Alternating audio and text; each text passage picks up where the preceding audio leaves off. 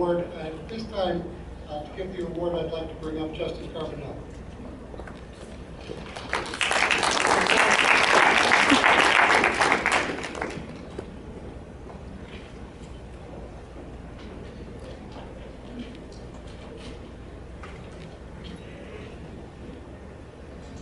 Thanks, David. I just want to let Robert know that during yesterday's Yankee game, I absolutely was not cheering very good, yay.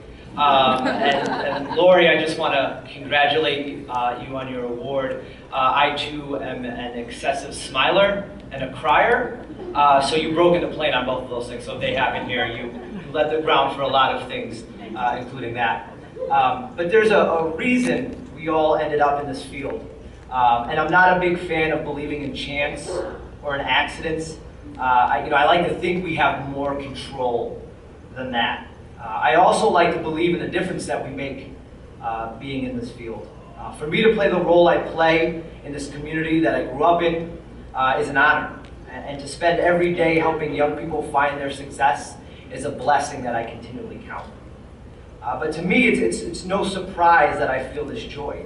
I think we all knew this coming into our jobs. This was not a surprise. This was not an added benefit. This is why we ended up here.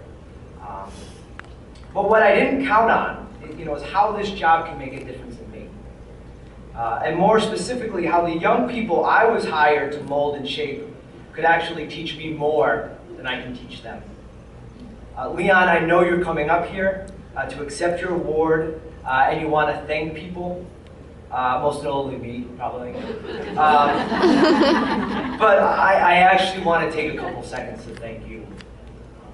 You've taught me lessons on hope and perseverance, what it means to allow people to come into your life and to give them a chance to help you, that there's value and benefit to allowing your perspective on others to change, and of letting first impressions turn into second impressions. Because I'm pretty sure you told a reporter from the Hartford Current that the first time you met me, you thought I was annoying and you didn't like me. So I'm glad you gave me that chance, and that's something I need to do a lot more with other people. You've had every barrier that I've had growing up, plus so many more.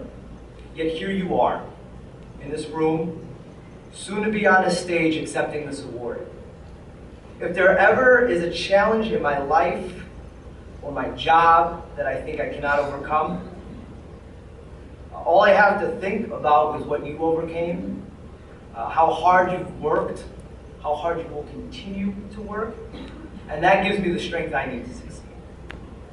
That makes me humble and pushes me to continue to do things outside of my comfort zone. Another thing you do so well, like receiving a standing ovation at the stage of the Bushnell, or that time we took you to eat sushi. You can say it was chance that linked us together, but you absolutely chose to do all the things that helped you get here. You did not get here by accident. So please know that. And we both agree that you still have a ways to go, and that there's a lot yet to work on. But this is a moment to celebrate the young man you've become, and the difference you are making in your community and the people in your life, especially mine.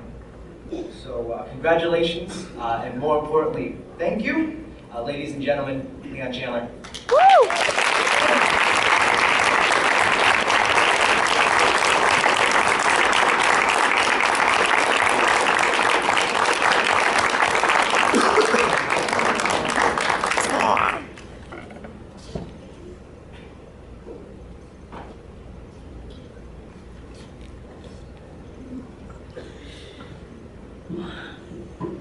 Wow.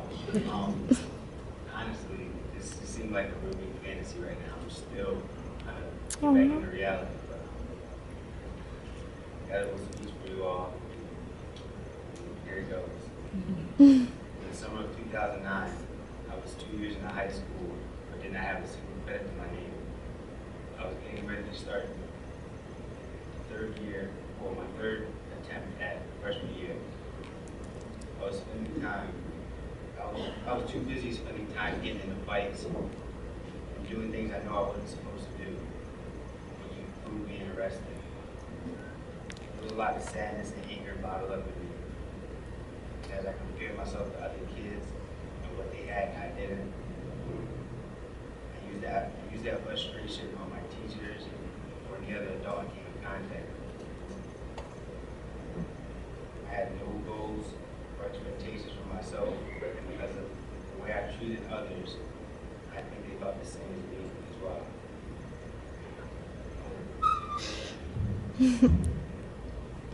And with that said, getting arrested was the best thing that ever happened to me. I know many of you out there are part of the juvenile review boards, and because this was my first offense, I was sent to the one in Middletown. It was a paper I had to write as a part of my life skills program I was referred to.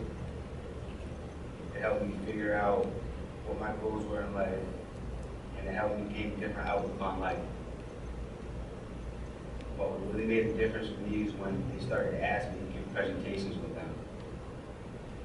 Right before my first presentation, which was with a group of teachers during professional development day, I was really nervous. And I was asked to talk about what being or not being in high school was like for me, while Mr. Carbonella was presenting the 40 developmental assets presentation. I was nervous because I really thought that no one would see the value in what I had to say, and that the teachers would just stare at me and look bored like I used to when I was in their classroom. But that's not what happened, and as a result, I finally saw something in myself that I'd never seen before, and I even made 2 people cry. I've now presented in front of hundreds of people and sat as a panelist on the stage of the Bush elected members of the U.S. House of Representatives. I've also been a mentor at my old middle school, advisory boards for my YSB and for Representative John Larson. And if all goes the way it should, this spring I will have graduated high school and hopefully be enrolled into college for next fall.